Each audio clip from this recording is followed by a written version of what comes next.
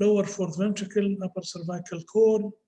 We have vertebral artery, pica, anterospinal artery, posterior-spinal artery, and meningeal branches. So it is really crowded area. It's really a large area. So don't think of foramen magnum as a small area. It's really large. And looking at this, some papers describing the anatomical landmarks and morphological analysis and morphometry of that area, it's very interesting. So I put them together and give you the conclusion of all these studies that there's no sort of uniform shape or size of the foramen magnum. It differs from one person to the other, from one study to the other. That's my message. If we look at the foramen magnum here, and we are looking from below anteriorly, this is the anterior part, this is posterior part, you can see the occipital condyle occupy the anterior part of the foramen magnum. So Professor Roten taught us this, that if this is 12 o'clock, so occipital condyle starts from 1 o'clock till 3, from 11 o'clock till 9. So you are occupying this area of the foramen magnum anteriorly by the occipital condyle. And here you can see the hypoglossal canal on top of the occipital condyle. Again, I took these pictures this afternoon, looking at the skull specimen I have anterior. This is occipital condyle here, occipital condyle here. And you can see the hypoglossal canal in here. And you can see it in here. So we are above the occipital condyle. Again, 12 o'clock, 1 o'clock, 3 o'clock, 9 o'clock, 11 o'clock. We are occupying the anterior part of the foramen magnum, but not completely, just part of it. Again, here you can see the occipital condyle above the hypoglossal canal, on top of, higher than the occipital condyle. Here we are looking from the back. You can see the occipital condyle on the left, occipital condyle on the right. And you can see here a foramen for a very important structure, which is the emissary vein of the condyle. This is the hypoglossal canal. Again, here I'm combining with this photo, which I took this afternoon for the foramen magnum of the skull specimen I have in my clinic, the occipital condyles, the hypoglossal canal, the emissary vein of the condyle. Here is the atlanto-occipital joint between the occipital condyle and the atlas. This is the joint, occipital condyle, and the lateral mass of C1. You can see the joint here. And here you will find the inferior facet of C1 to articulate with C2. So if we look back from the backwards from the posterior aspect, this is the sigmoid sinus, jugular bulb, and then the internal jugular vein. So this is where the joint between the occipital condyle and the lateral mass of C1. So this is occipital condyle. This is the upper surface of the lateral mass of C1. This is the joint. If you go deeper anteriorly, you will see the hypoglossal canal. If you go deeper than that, you will find the jugular tubercle. So here we are looking on the right side from posterior aspect. So this is the vertebral artery coming, the V3, the third segment of the vertebral artery coming from the foramen of C2 and then going into the foramen of C1 and then arching to go into the dural to become V4. Here you'll find a lot of plexus or veins around it. And here you have drilled some of the occipital condyle. If you go deeper, then you will find the hypoglossal canal with the associated emissary vein. Same picture here, the right side, we are looking from posterior. This is V3 going at the back of the atlanto-occipital joint, going into the dura to become V3. And here the same V3 going into V4. And here we have removed the part of the occipital condyle and the lateral mass of C1. And we have reached to the jugular tubercle. So here we have seen the hypoglossal canal. Here we are looking at the lower cranial nerves. This is a very important relationship that one has to remember if one wants to operate on the foramen magnum. It's very important anatomy. It's a rather complex anatomy, but once you know it, it becomes easier. Same thing here, the vertebral artery, the joint here has been drilled, and then you go in, you will see the tubercle has been removed, and you can see the jugular bulb. Again, final look at the backward aspects of the joint between the occipital condyle and lateral mass of C1. This is the joint. This is the occipital condyle, and this is the upper surface of the facet of the lateral mass of C1. Vertebral artery arching here backwards, going in to become V3. And then once you drill this, you will come to the hypoglossal canal, which is here. And then go deeper, you'll find the jugular tubercle, and you'll find the jugular foramen with the 3 cranial nerves passing through. Back again to the atlanto-occipital joint and the articulation between the occiput and C1. Again, the articulation between C1 and C2 on lateral view. As I said, the foramen magnum is from the lower part of the clivus till the upper margin of C2. So you have to know this part of anatomy. And once you are there, you have to learn the lines, the Chamberlain line to the tip of the occipital bone, the squamous occiput, passing to the tip. MacGregor line, the same line coming from the hard palate, but it passes through the lower aspect. Macrae line from the lower clivus to the occipital bone. Wickenheim line, Fishgold line, the digastric line, the Schmidt-Fischer angle. All these lines should be known and mastered. So we now know the geography, the boundaries of the foramen magnum, but let's see some important relationship. Let's see the relationship of the lower cranial nerves, 9, 10, and 11. So if this is the foramen magnum, this is the hypoglossal nerve going to the hypoglossal canal, and the 3 cranial nerves, 9, 10, 11, going through the jugular foramen. And in the jugular foramen, you will find this fold here, the bony septum that divides further the jugular foramen. This is looking on the right side from the posterior aspect, lower cranial nerves going into the jugular foramen. Of course, this is facial vestibulocochlear going into the internal detrimeatus.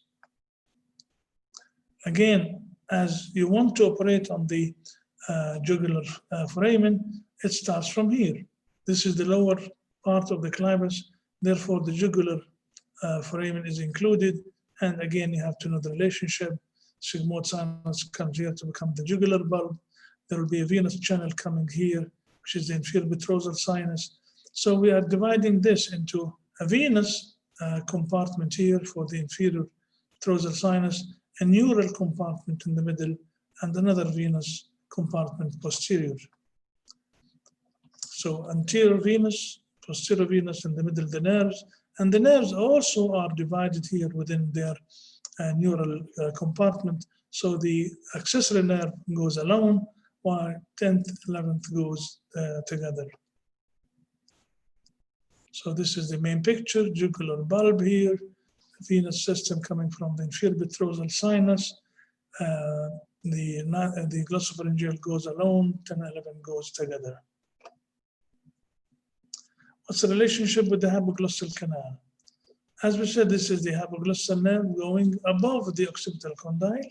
So it goes into this direction. So it is above the occipital condyle and going outward and laterally. The radiology of this is how you see it on the CT scans. Of course, this is foramen spinosum, foramen ovale. These are the hypoglossal canals. You need really thin, magnified, high-definition cuts to see the hypoglossal canal. Most people confuse the hypoglossal canal with the jugular foramen. So again, here with thin cuts, you can see this is medulla oblongata. This is the hypoglossal nerve going into the hypoglossal canal. So you can see that the hypoglossal nerve jump over the vertebral artery. So if you are coming posteriorly, you will find it over the dorsal aspect of the vertebral artery.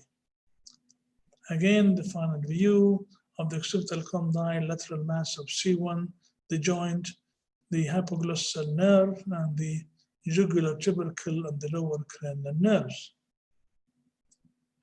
Beautiful picture once you understand it.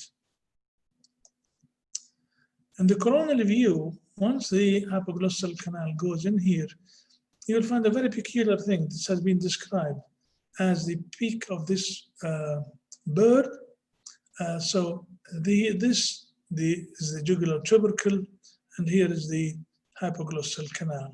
So hypoglossal canal, jugular tubercle, hypoglossal canal, and jugular tubercle. Very interesting radiological feature. What about the vertebral artery in relation to the foramen magnum? First of all, you have to know the vertebral artery very well. You just don't need to know the V3, V4. You need to know all the segments, the V1, the V2, the V3, and V4. V1 from its origin in the brachiocephalic artery till the foramen of C6, and then from C6 foramen to C2, this is V2. From the foramen of C2 till it goes inside the dura, this is V3, and the intradural part is V4. So first segment, second segment, third segment, and fourth segment. Again here put in together. One has to remember that vertebral artery has common anomalies, and listen to this, 10% of population have some form of anomaly in their vertebral arteries, unilateral or bilateral absence, variable origins. Pica can arise from intradural, can arise from extradural. And as to the foramen that it first goes in, the commonest is the foramen of C6, and then followed by the other foramen. So it could be C5, C4, C3, and so on, or C7 even. Anterior view of the vertebral artery, posterior view of the vertebral artery within the foramen, and this is the V3 from C2 going forward, upward into the foramen of C1 at the back of the atlanto-occipital joint and goes in to become V3.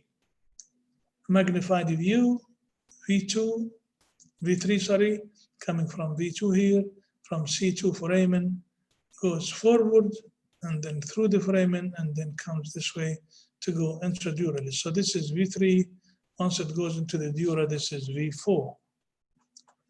And Sam al-Mifti in his paper, famous paper about the venous channels around the V3 here, it's very extensive, and if you have operated in that area, you would know what I mean. It's really profuse bleeding from venous plexus around the vertebral artery. And Sam al-Mifti made this comparison between that the plexus around the V3 is very similar to the plexus of veins in the cavernous sinus. So he called this the vertebral cavernous sinus, because lots of veins around the V3, just like the one we see in the cavernous sinus with the carotid. What's the relationship of the foramen magnum with the anterior spinal artery? This is anterior view. This is the pons and the medulla. The two vertebral arteries meet here at this pontomedullary junction to form the basilar artery. From each vertebral comes a small branch to form the anterior spinal artery. Why am I mentioning this? This is a very important anatomical consideration if you want to operate on that area. And the most important structure which is in danger in the anterior foramen magnum meningioma is the anterior spinal artery. From one vertebral artery to form the anterior spinal artery. And again here, one vertebral, another vertebral to form the anterior spinal artery. This is the anterior aspect of the medulla. If we are looking from posterior and we have removed part of the medulla, then you'll see this vertebral artery coming this way, vertebral artery coming this way. They meet here at the pontomedullary junction to form the basilar artery, and then they form here each branch from each vertebral artery to form the anterior spinal artery. So these are the branches from the vertebral artery. This is the anterior spinal artery, which is the main danger in the anterior located foramen magnum lesions, especially foramen magnum meningiomas. They will be located here, and if one is not careful, anterior spinal artery will be damaged. If you remove all the neural structure and cut the vertebral artery, you will see the dents, which should be here. And if you go further, you will see the ligaments attached to the dents, the cruciate ligament and the ulnar ligament, and so on. What's the relationship with the venous sinuses and venous connections? It's very important to know the venous sinuses here in this area, the superior petrosal sinus, the inferior petrosal sinus, and the drainage from the cavernous sinus. And one important aspect to remember is this, the occipital sinus. This is very important, and sometimes it is missed. So here it is. If one is not careful about it, if one has not done a venography before operating in that area, cavernous sinus, inferior petrosal sinus, superior petrosal sinus, vein of Labbe, this is persistent occipital sinus. And if you're not aware of this anomaly, if you have not done a venography, then you will open this and you will have massive air embolism, even in the prone position. The other thing to remember that with the connection between the spinal veins and the posterior fossa veins, sometimes the connections are really wide and you'll see wide channels in the spinal area like this. What's the relationship with the dentate ligament? Again, this is a very important anatomical piece of information, and you have to know it if you want to operate on the foramen magnum. Dentate ligament is what? It is just a thickening of the pia mater. So if this is the cord, pia mater is thickened, form sort of a triangular ligament which attaches itself to the inner aspect of the dura and the arachnoid. So this is one aspect or one tooth of the dentate ligament. There are dorsal rootlets behind it, anterior rootlets in front of it, and it's lies between the two, dorsal and ventral rootlets. So this is the dentate ligament. The uppermost attachment of this dentate ligament is just above and posterior to the vertebral artery. So again, important piece of information.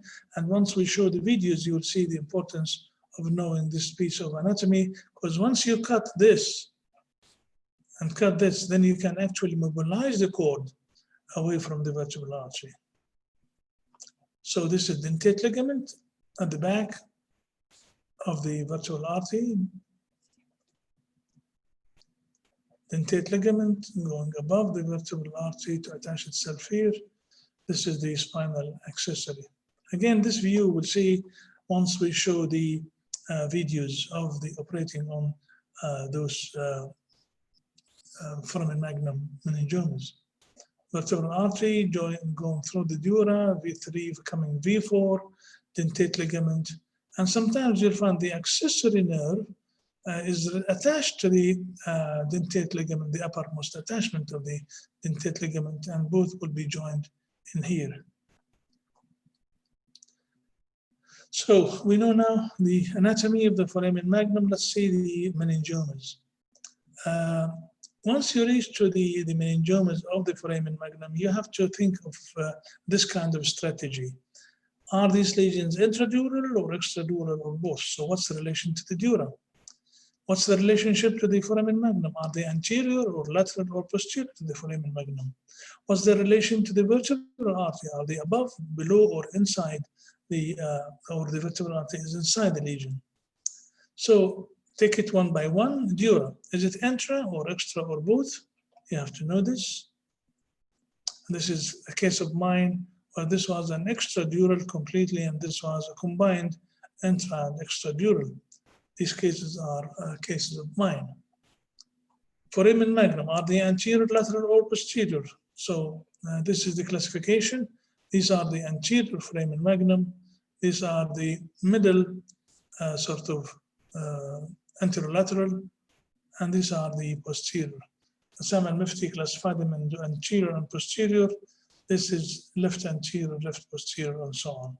These are examples from my cases. This is completely ventral anterior foramen magnum meningioma, and this is a posterior one. What about the vertebral artery? We are on the right side. This is vertebral artery going in. Is the lesion below? Is the lesion above? Or is the vertebral artery going through the whole of the lesion? This has a very important aspect to remember when you are operating there.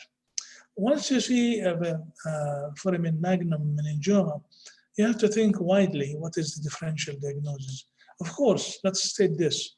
The commonest lesion of the foramen magnum, and I mean extraaxial here, are the meningiomas. I'm not talking the gliomas, the ependymomas, the others. I'm talking about the extraaxial foramen magnum lesion. The commonest that should cross your mind is the foramen magnum meningioma. 75% are foramen magnum lesions from the meningiomas. And of course, they are more in females than males. So this is an example of these foramen magnum meningiomas. These are cases of mine. This paper from India, that this is a mirror image, 2 meningiomas occurring at the same time. So one has to be prepared for the worst. Sometimes they are associated, and I looked into my cases and found this associated lesion. This is a case of mine, a female with epidermoid tumor and a foramen magnum meningioma. Another case of mine, this C2 foramen magnum meningioma associated with cortical meningiomas. And this also case of mine, 52-year-old female with this foramen magnum meningioma and cerebral aneurysm. So be prepared to look further into other lesions that can be associated with foramen magnum. The second important differential diagnosis is a chordoma, which very much looks like a meningioma. This case of mine, it very much looks like a foramen magnum meningioma. We operated upon, you can see the destruction, and we have removed it. It was a chordoma. Other differential diagnoses are the lower cranial nerve schwannomas, and I was rather lucky to have this case of vagus nerve schwannoma. It's the only case I have of a vagus nerve schwannoma. It's extremely, extremely rare. 17-year-old female patient with this lesion, and it turned out to be a vagal nerve schwannoma. And this is the girl post-operative, and herself being able to drink and to hear. Accessory nerve schwannoma, again here you can see the lesion.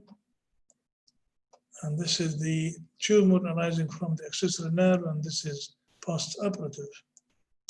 Hypoglossal nerve schwannoma, and I promise you will present this case later some other time, but this was arising from the hypoglossal nerve. And this is the view when we open. This is the tumor, and this is at the end, and this is the hypoglossal nerve, which, as you know, never comes in one filament. It's 5, 6, sometimes 10 filaments. And this is the post-operative. Upper cervical schwannoma, C1, C2, in this case of mine, a dumbbell-shaped schwannoma, which we removed. Hemangioblastoma of the foramen magnum, I presented this, I think 3-4 weeks ago. Hemangioblastoma of the medulla oblongata, and this 53-year-old Iraqi male patient, and this is post-op. Metastasis, a case also of thyroid cancer with metastasis to the foramen magnum. So the differential diagnosis should be kept in mind.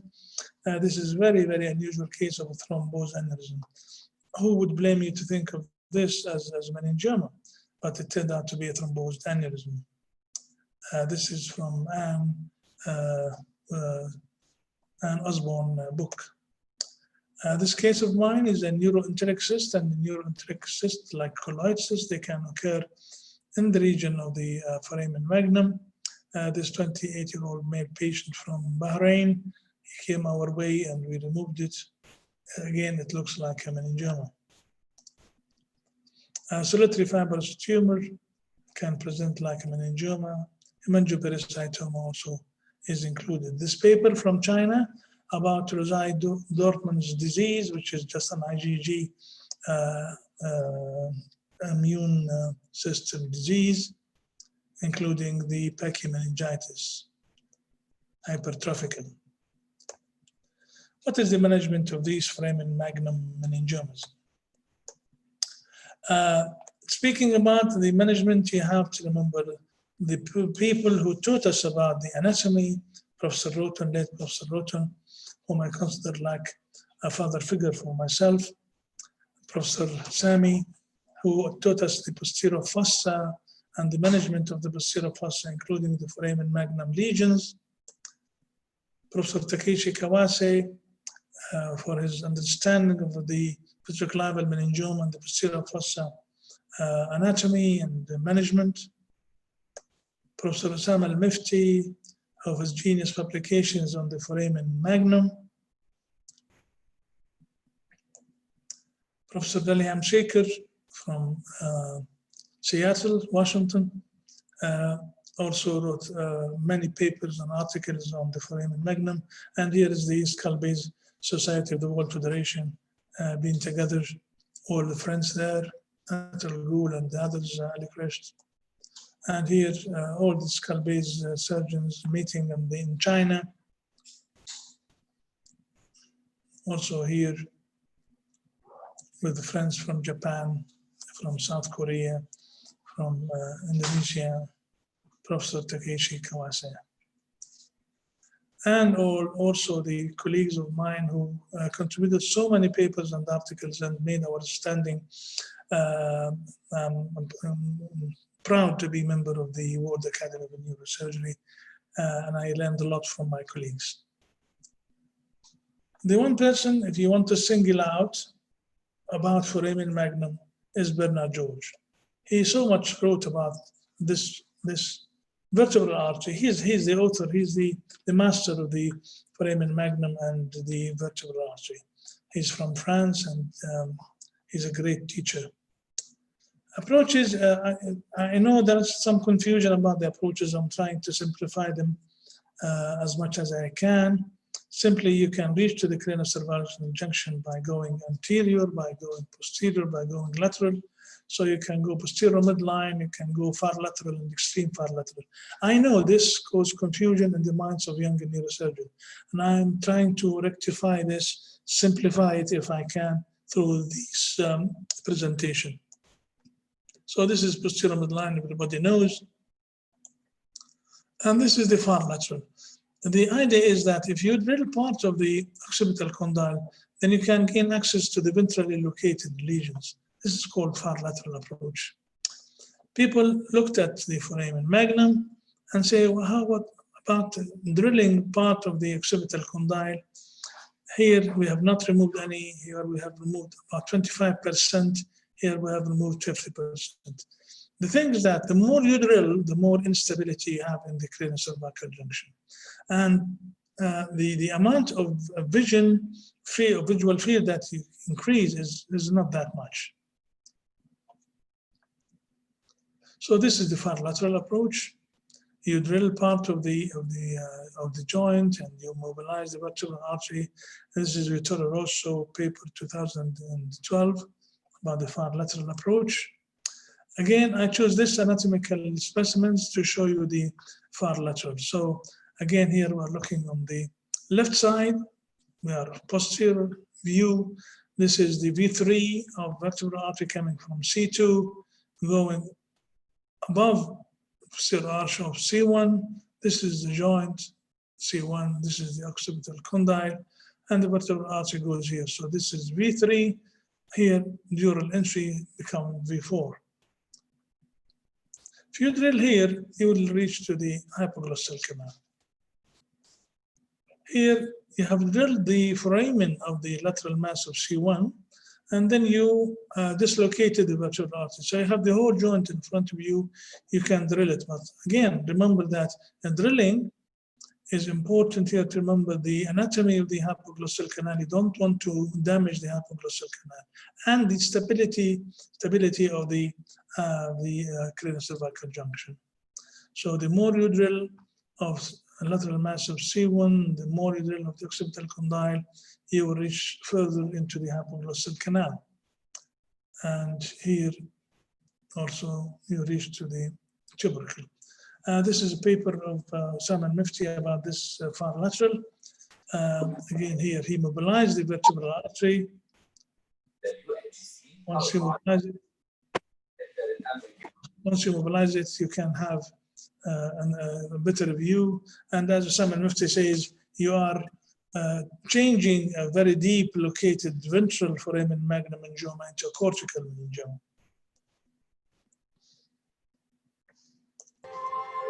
The extreme lateral is something like this. Again, I chose these slides to show you, to simplify matters, especially for young residents and young neurosurgeons.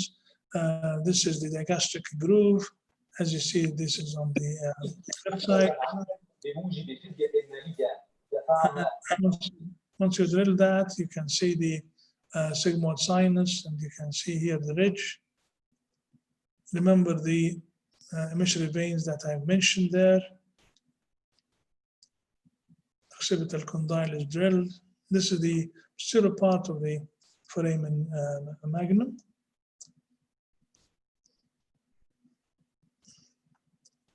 So this is the gastric groove, and this is the C1, and you have removed all bone in that area. You can see here the vertebral artery, the V3 going into the dura. This is C1 lateral mass, the occipital condyle. Drill this, you will go more anterior, you will find the hypoglossal canal. So this is magnified view. And then you'll see the hypoglossal canal. Go further, you will find the jugular tubercle. So this is the very far lateral approach. Go further, you will see this hypoglossal emissary vein. And this is the jugular tubercle and so on. This is a very interesting paper from USA 2013, and the question was to drill or not to drill the occipital condyle. The conclusion was that the vast majority of foramen magnum meningiomas can be safely removed with a retrocondylar lateral suboccipital approach without condylar resection using meticulous microsurgical techniques. And I believe in this strongly. I've tried the drilling of the occipital condyle and C1. The addition to the field of vision of one to see the lesion is limited, but this is at the expense of hypoglossal damage on the affecting the stability of the spine. So I no more drill the occipital condyle. And the last approach is the pre-sigmoid once you have a really large anterior foramen magnum lesions. So is there a place for endoscopy? The answer is yes. I keep saying that in the hands of endoscopists lies the future of neurosurgery. In 10, 15, 20 years time, everything is going to change.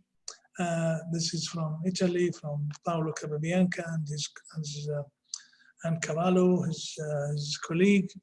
And they have done this odontoid excision through the anterior approach using the endoscope.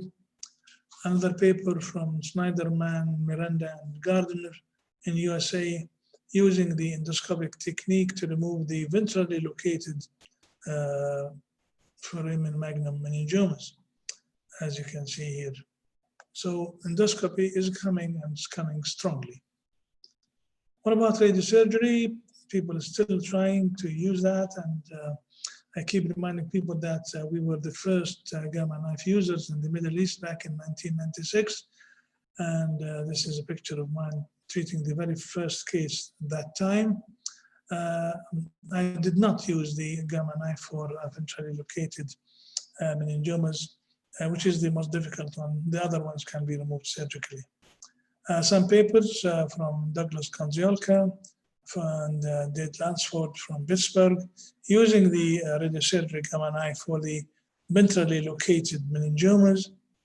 Another paper from USA from the same group, Pittsburgh, Douglas, Dave Lansford, and John Flickinger.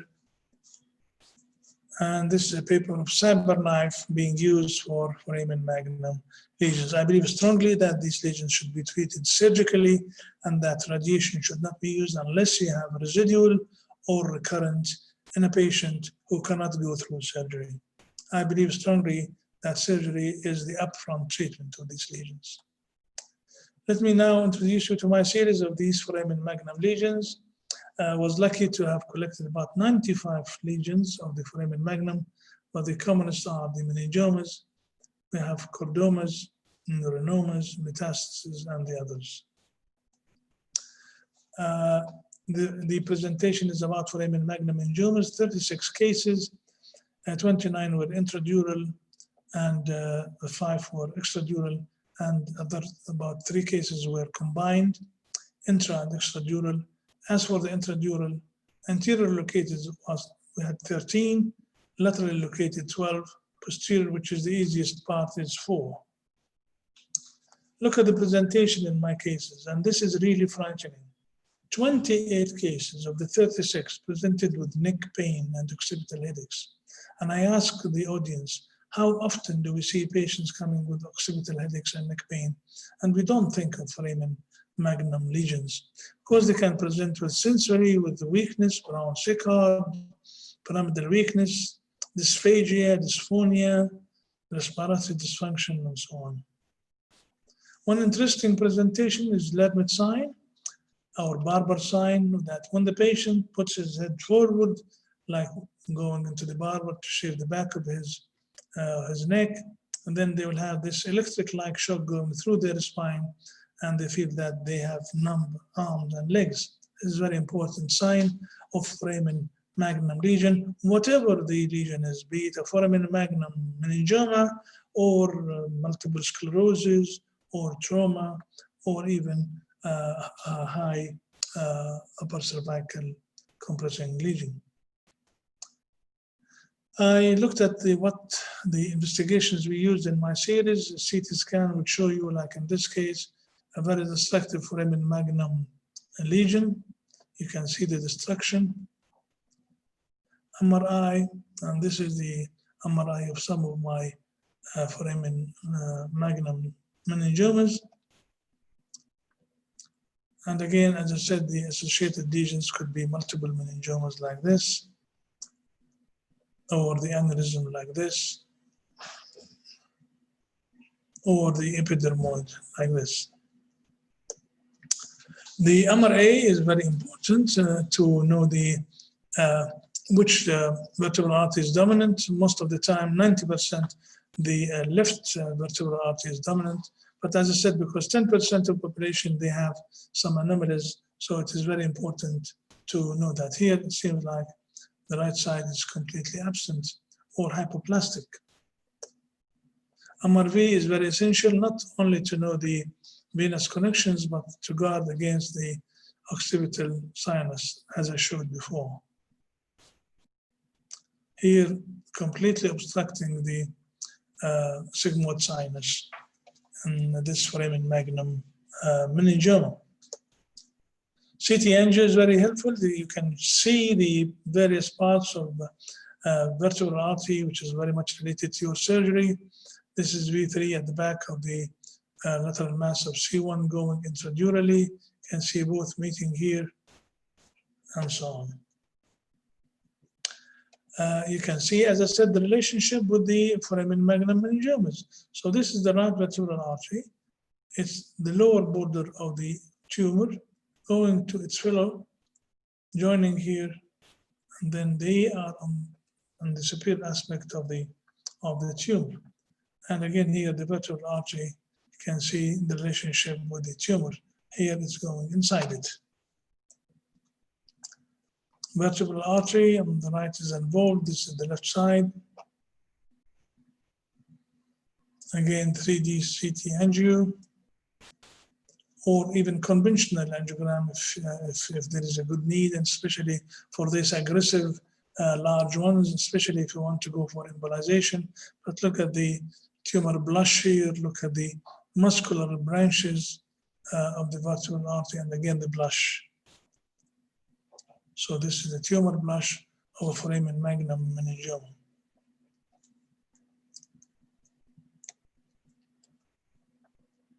This is the angiograms of my cases. And as I said, you can use the embolization. I used embolization in 3 cases of foramen magnum meningiomas. We used various particles, PVA, microcoiling. This particular case, it was supplied by the ascending pharyngeal artery, radiculomeningeal artery from the vertebral artery, and from the odontoid arcade.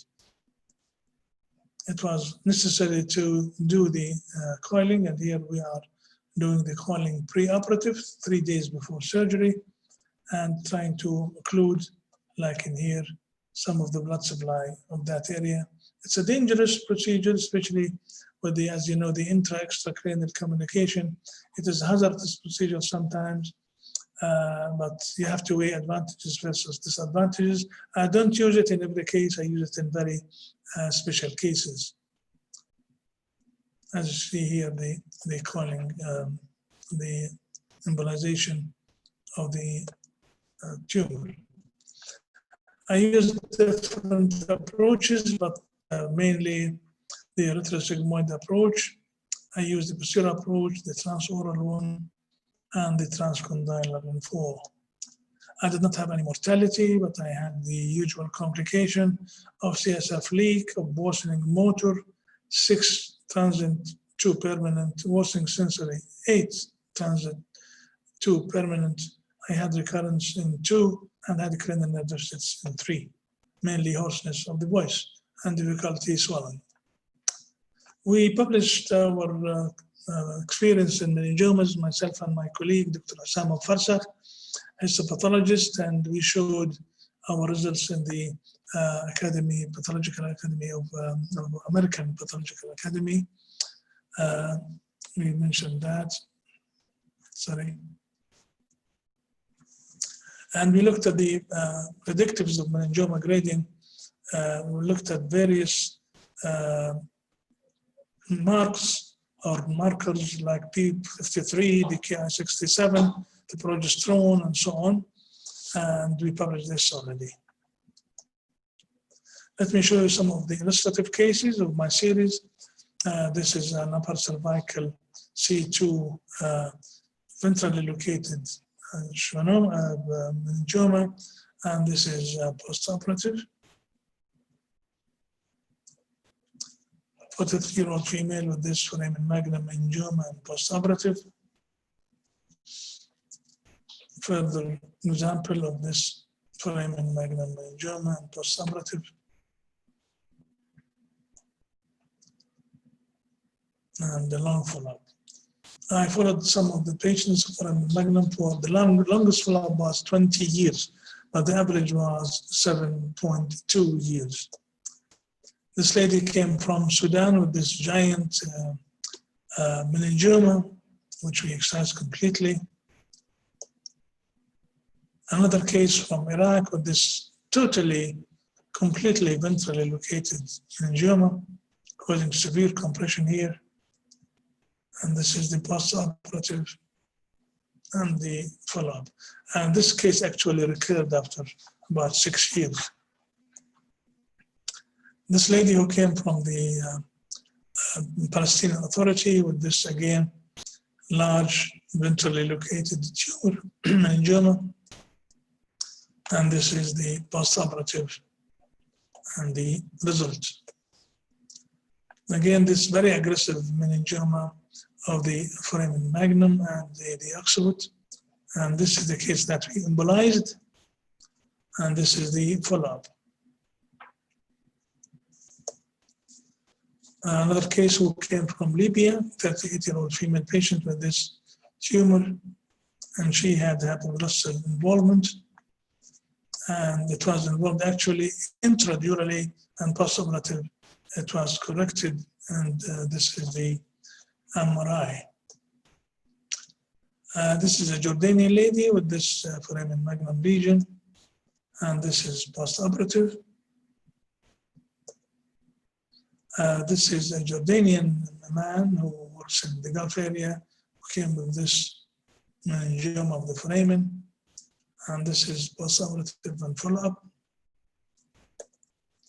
And again, another large, ugly foramen magnum tumor and postoperative. And now I'll show you some of the videos. And just for the record, I do all of these foramen magnum in the sitting position under cranial nerve monitoring. Okay. I'll show you a few videos, but each video should carry a message. This is the easiest one, which is the posteriorly located schwannoma. It's a piece of cake. There's no problem with that, though I don't believe in a piece of cake. There's no simple case, but posteriorly located foramen magnum angioma are the easiest among the others. I treat each and every case respected with a great respect, but this is the posteriorly located meningioma. And this, if you remember, I showed you that it was associated with the epidermoid tumor. And this is the posteriorly located tumor. And if we go on, removing the last part, and then going into the epidermoid tumor.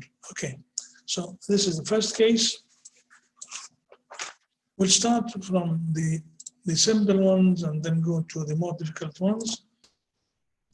This was a posterolateral tumor. As you can see here, we are opening the arachnoid. And we're just going to rush through that using the ultrasonic aspirator. Here you can see the dentate ligament, the accessory nerve, and here is the vertebral artery. So even these posterolateral cases, they look simple, they are not. You are dealing in a very important area, spinomedullary junction, and you have to be careful in what you are doing. So here we are using kind of the same technique that we've learned from Professor Sami. You debulk, you dissect, debulk, and dissect, and then going around. So here we're going around the lesion. This is the spinal accessory. This is the vertebral artery, and this is the spinomedullary junction. And this is the anterior dura, the dura of the anterior surface of the spinal canal. So this last piece is the most important piece. You don't want to leave it because it will cause recurrence. So we go piece by piece, small piece by piece, and try to dislodge this bomb. Here I'm showing you this. This is artery coming from the vertebral into the tumor. I'm just cutting it, and I show you that it will bleed now. This is a feeder from the vertebral artery. Again, as I said, the spinal accessory, sometimes it is attached to the dentate ligament, they become one and the same structure, but here you have to play it cool and just remove it slowly, slowly. This is spinal accessory, vertebral artery, and the spinomedullary junction. This is the dura, anterior dura. Okay.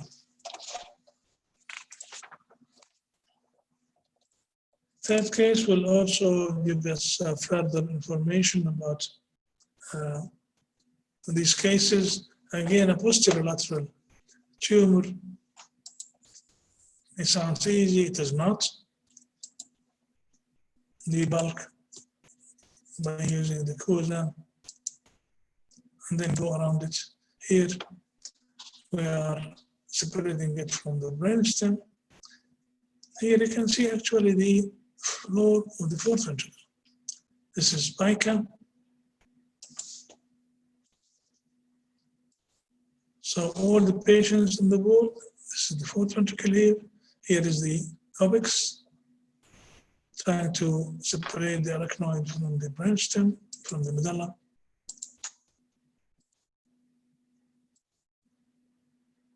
Here we're trying to separate it from the vertebral artery.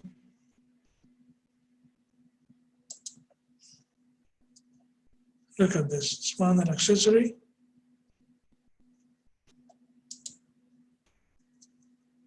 So pica, spinal accessory. Still here is the dentate ligament, which, as I said, cutting it will make life easy for you and for the patient because you can actually have a great access to the vertebral artery, anterior and posterior. So here I'm cutting the dentate ligament, and here separating the last piece of the tumor.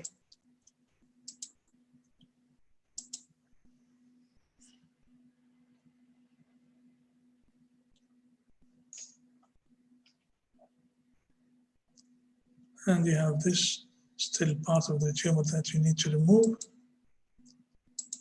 And you must remove this. So this is been removed from where the V3 becomes V4, the entry of the vertebral artery, you remove completely. So here you are, the vertebral artery, the pica, the spinal accessory, the whole field is in front of you. So although this is located posterior to the vertebral artery, yet the anatomical relation and the intricacies of the area that you operate upon make you respected. This is the hypoglossal nerve. So you don't need much of the space here. I don't need to drill here. I used to drill in the past. I stopped because I can actually, the tumor made the space for you, and you can actually see all this beautiful anatomy. Again, here showing the hypoglossal nerve. Okay.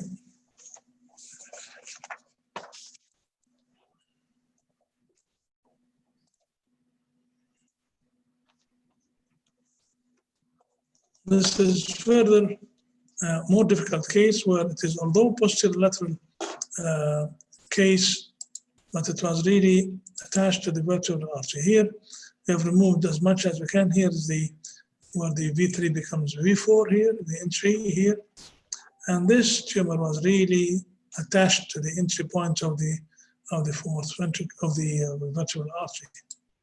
So slowly we dislocated the tumor off the origin of the vertebral artery using the ultrasonic aspirator, carefully with great judgment. And you can see that part of the tumor is really tough here, just to show you that it was really calcified and tough. But I went after each part of the tumor. Here, I'm trying to take this sleeve of the tumor off the dura that's going to the vertebral artery.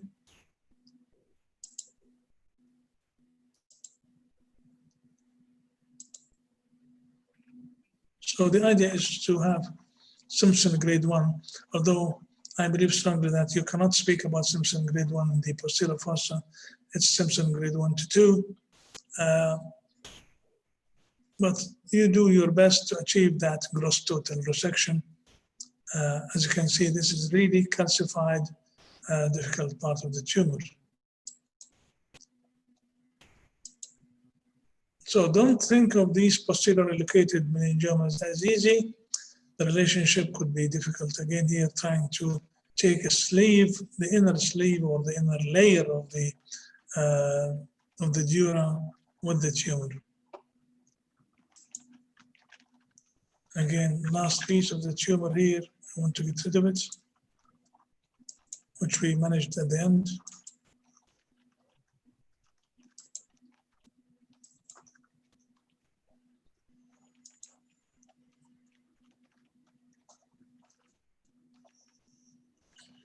Okay. Now we'll go further anterior and make things more difficult. Again, this is a tumor that extended really from posterior to anterior. The same principle applies. The bulk dissect and go around using the ultrasonic aspirator. Here you separate it from the brainstem, from the pica, and here you can see the biggest nerve. This is the fourth ventricle, the orbix.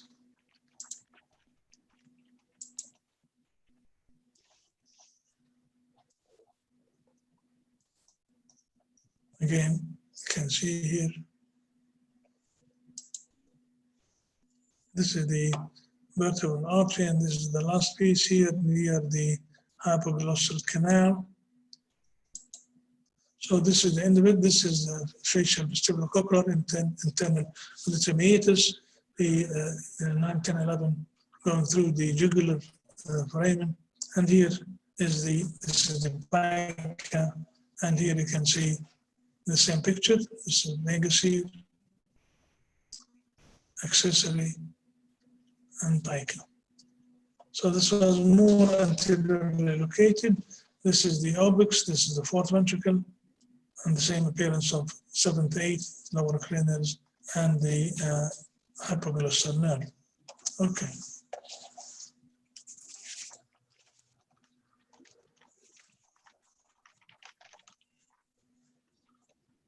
This video was done in 3D. We'll just turn it into 2D. Again, this was more anteriorly located meningioma. I'll just go through that. And here you have to work between nerves to reach to that area. Again, does drilling here add to this? I don't think so, because the tumor will give you the space, and then you just go and work in between the branches of the nerves. Here, we're removing tumor off where the hypoglossal filaments are. These are the hypoglossal nerves. So we're anteriorly located tumor. This is anterolateral tumor, in contrast to the posterolateral tumors that we showed.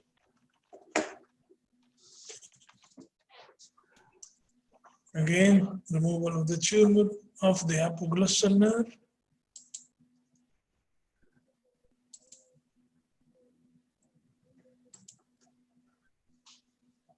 This is vertebral artery, still trying to remove the tumor located anterior to the vertebral artery.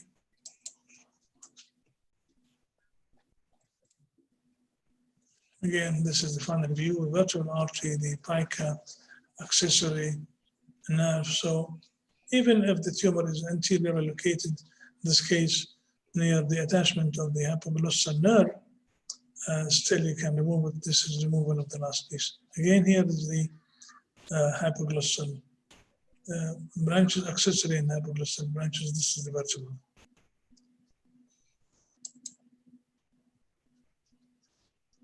Hypoglossal nerve, vagus nerve, and the hypoglossal nerve. So tumor was located in here. Okay. This one, which is the most difficult one, was totally anteriorly located foramen magnum meningioma, and this lady who came from the Palestine Authority.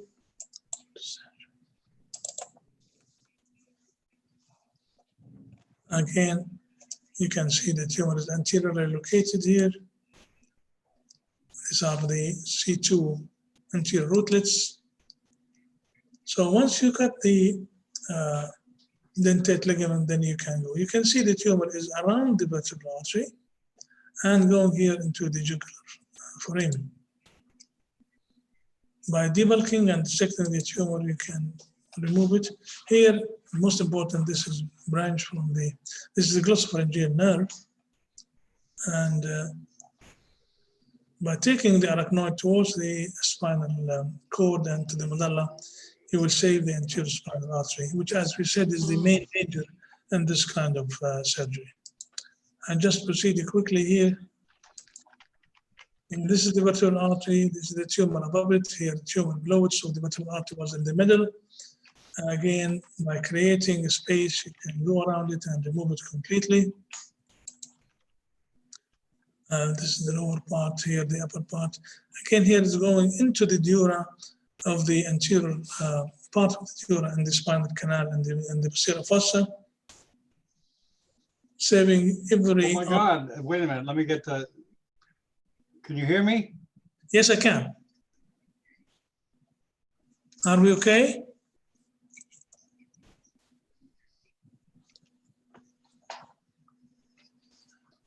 Are we okay, John?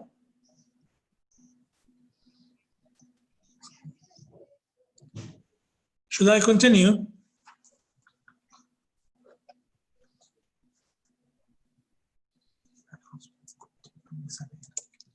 Okay, I'll continue. So this is the lower cranial nerves. This is the glossopharyngeal and the vagus, branches from the vagus, as you all know that the esophagus is made of many filaments, not one. Glossopharyngeal is usually one filament. Vagus Hello? is can you hear me? June, can you hear me? Sir, we can hear you. Please continue, sir. Okay, I will continue. So this is the vagus nerve going this way. This is the spinal accessory. And this is the vertebral, still some tumor here and some tumor here, we have to remove it. So we're totally anterior to the medulla. And this is to show you the coiling material inside this blood vessels of this tumor. So removing the part of the tumor which is just above and anterior to the vertebral artery. This is the vertebral artery, this is the dural entry point. So we remove this part of the tumor, we have removed this part of the tumor, still some remnants here. But the aim here is to do gross total resection. You don't want to have recurrence. You want to minimize the recurrence as much as you can. And this is the final picture, no tumor above it, anterior to it, or tumor below it. And this is really a very satisfactory result. With this, I finish, and I thank you for your patience, and I'm happy to take your comments and questions. Okay, very good. Thank you, Dr. Sabaya, and thank you for being patient. And Dr. Cabullo has volunteered to moderate. Welcome, Dr. Cabullo. Are you there? Yes, thank you so much, Dr. Okay, Bennett. take over. Thank you so much, Prof. Ibrahim, for this brilliant presentation. Thank you.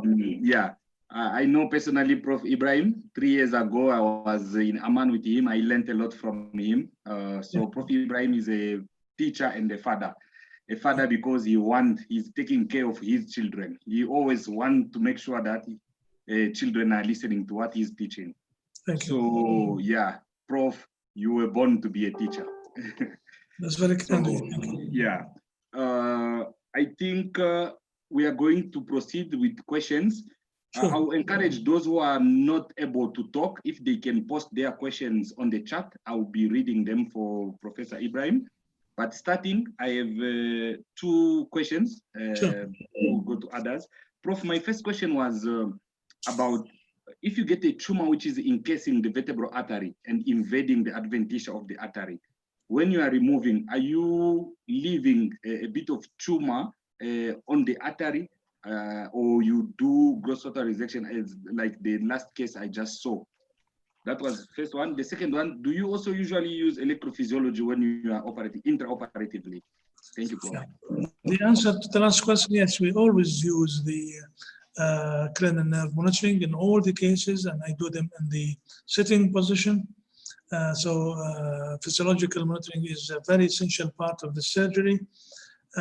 As for your question regarding tumors invading the adventitia, if they are invading, you cannot really separate them, and you have to accept defeat. You don't want to produce a good picture postoperative with a dead patient or paralyzed patient. You want to remove every ion of the tumor, but not on the expense of the patient. So I go for radical excision, but if the tumor is really invading the adventitia of the vertebral artery, I don't.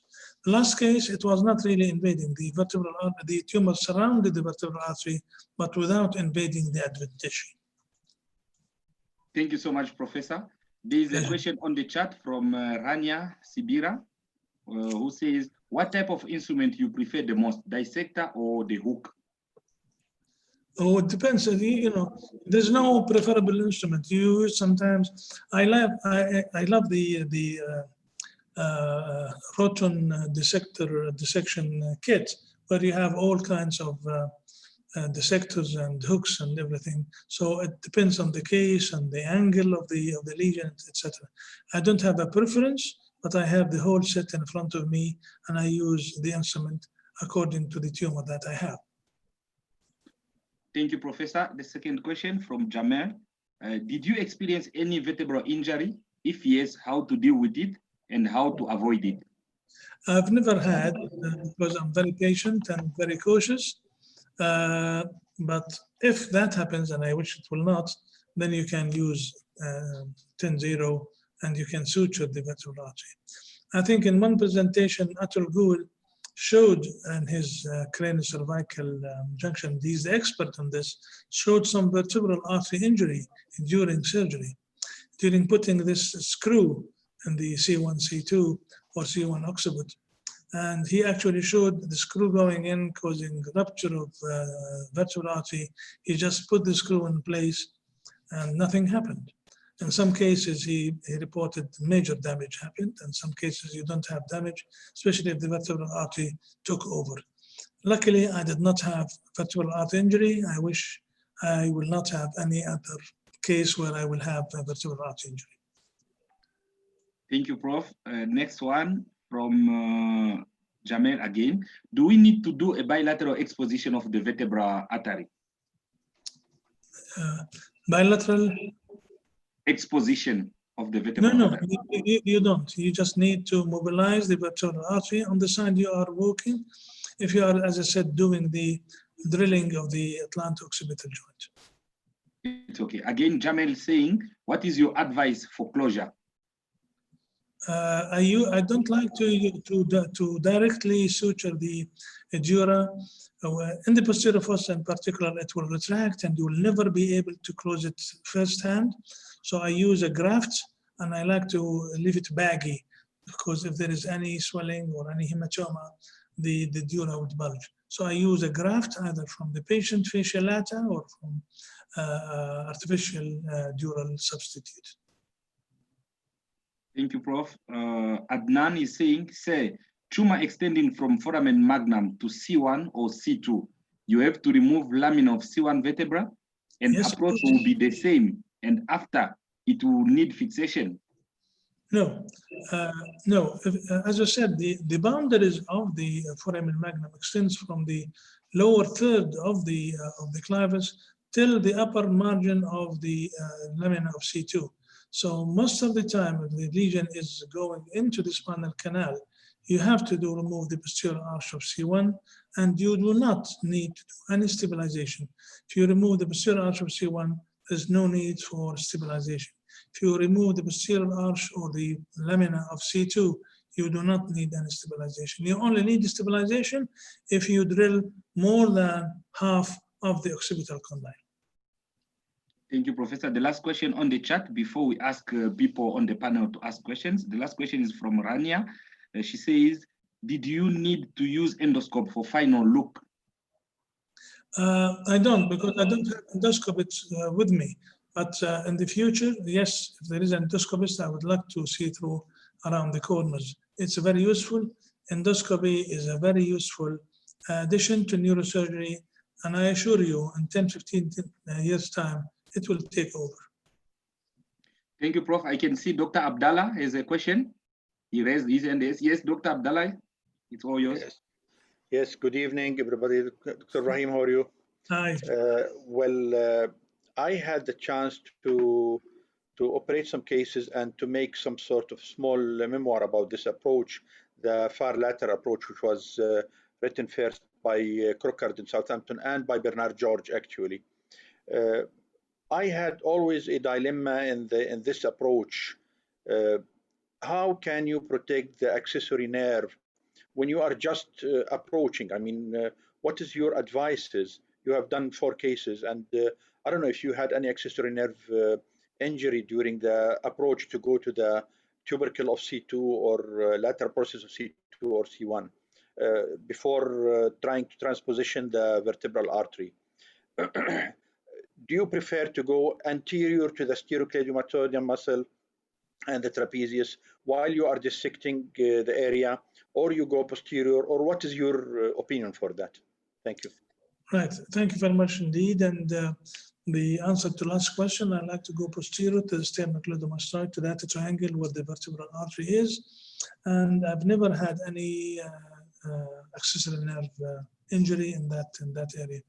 But as I said, Abdullah, I really believe in simple posterior approach, retrosigmoid approach. For me now, this is the workhorse.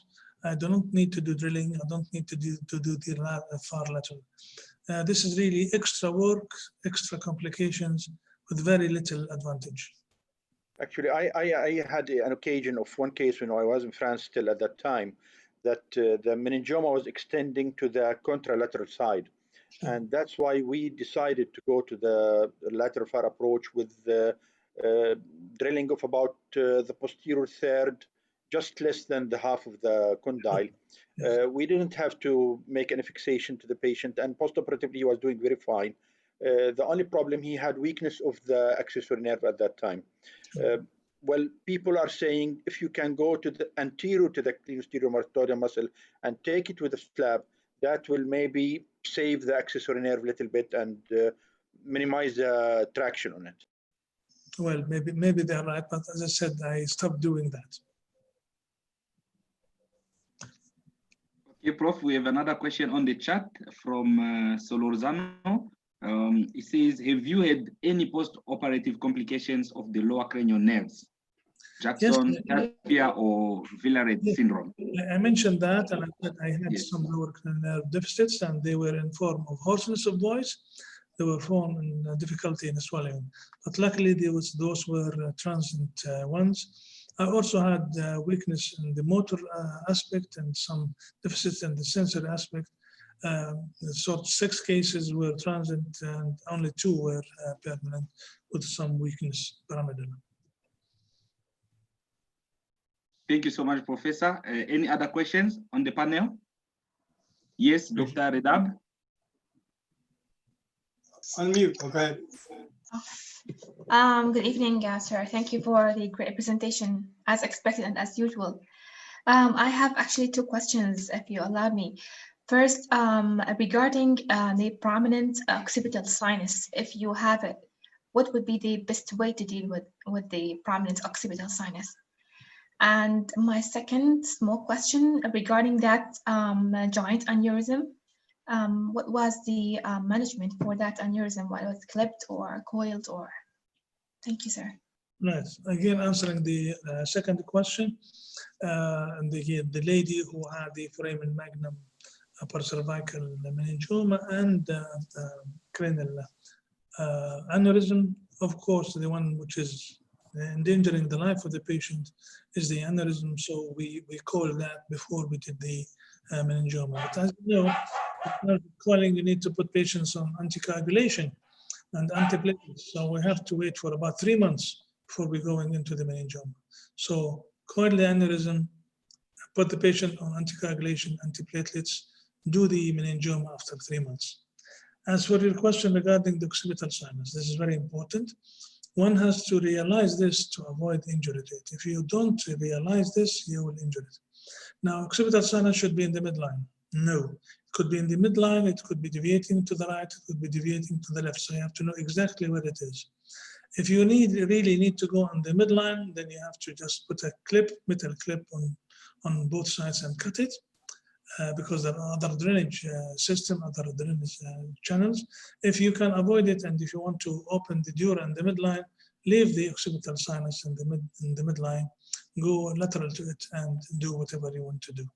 But respect this occipital sinus, not for the occlusion of it, because you can, as I said, cauterize it, put a clip on it, but for fear that you open the dura, not realizing it's there, and then you'll have a massive air embolism, even if the patient is in the prone position. Okay, thank you, sir. Okay, Prof, I have a small question before we proceed to others. In case you cut the dentate ligament, after removal of tumor, do you repair it? I mean, do you fix it or you leave it like that? No, as I said, it is a triangular ligament and it's so many sort of attachment to the whole length of the spinal cord. So cutting the uppermost attachment or the upper 2 most attachments does not need or does not affect the stability of the cord, and it doesn't need any suturing or any replacement whatsoever. Thank you, Professor. Any other question from the panel? Yes, Dr. Abdallah. Yes, Dr. Ibrahim, as usual, you are always stimulating us to ask more and more. Well, I want really your experience concerning, because you just raised now the idea of giving antiplatelets treatment for your patient. At the second stage, when you are operating the tumor, do you stop the antiplatelets, and how by how much time? 3 days, 7 days? Sure. What's your experience about antiplatelets, if you can If just I enlighten take us with that? that lady as the example, she had the foramen magnum meningioma and she had the cerebral aneurysm. I referred her to the interventional radiologist who did the calling. He put her on antiplatelets, anticoagulation for about 3 months. And before our date of surgery, we asked her to stop it 10 days before doing the surgery. So I always demand that they stop the aspirin or bufferin or whatever they are taking for a minimum of 7 to 10 days. And I prefer 10 days. Thank you very much. Pleasure. Thank you so much. Any other question from the panel? Hello, Professor. Hello. Thank you for another wonderful presentation. Sir, my question is, in your experience, was it ever required for you to sacrifice the upper cervical nerves like C1 and C2? If you did, was there any deficiencies after that? Right. Basically, you shouldn't, because each nerve, each artery, each vein counts. Now, as for the C1, as you know, there is no dorsal ramus for C1. So there is no sensory changes at all. C2, it does. It's part of the greater occipital nerve. So if you sacrifice it, you'll get numbness in the back of the neck and the lower part of the occiput. But I've never had to really sacrifice them, because once you cut the dentate ligament, you can really mobilize the cord. You can go up in front and back without needing to. But if the case arises, then you have to weigh advantages versus disadvantages, leaving a tumor in or sacrificing C2 with the numbness in the greater occipital nerve area. But I've never had to sacrifice. All right, thank you, sir. Any comment, questions from the panel? Okay, very good, Dr. Okay. Gabulo. Thank you for your help, Dr. Gabulo. I think you got a new job. Thank you, Dr. Bennett. Thank you, Professor Ibrahim, for this excellent presentation. We can even tell from the quality of your slides, quality of your presentation, so you are inspiring us. Thank you so much. Thank you. Okay, very good, Dr. Sabaya. Thank you very much. Do you have an idea of the topic next week? Yes. I thought of presenting some of the cases about tuberous sclerosis with the intraventricular tumor, which is the SIGA, the subependymal giant astrocytoma in tuberous sclerosis. I have a few cases. This is a very rare disease, but it's very important how to manage it. And I'm fortunate to have 2 Jordanian families with many members, 3 Jordanian families with many members involved in the same families. So this is really a unique collection of cases and a unique experience. So it's going to be the subependymal giant astrocytoma in the tuberous sclerosis in 3 Jordanian families. Very good. I'll have to negotiate with Dr. Sorry, Professor Ibrahim. I just saw another question on the chat from Dr. Adnan. He says, do you preserve every time the occipital artery during the approach? Well, as I said, you have to save every branch of artery or vein or whatever, but sometimes you have to sacrifice the branches of the occipital artery with no consequences to that, because this is a very rich area with arterial anastomosis. Thank you, Prof. Okay, all set, Dr. Gabulo. Okay, thank you very much, Dr. Sabaya, and we'll see you next week. Thank you very much. Same time. Thank you very much. Bye-bye. Bye-bye. Thank you. Bye-bye. Okay, very good. Thanks, everybody, for coming. Thank you, Dr. Bennett. Hey, Dr. Gabulo, I'm going to have to negotiate with your agent on your fee. Yes. Just put me in touch with them as soon as possible. Oh, okay. Okay, very good. Thanks a lot. That was great. Having someone like you, it helps a lot. Thank you so much. To ask questions, the right questions, etc., etc. So anytime you're welcome. Okay, and thanks everyone else for coming. And we'll see you next time. Thank you so much. Bye-bye.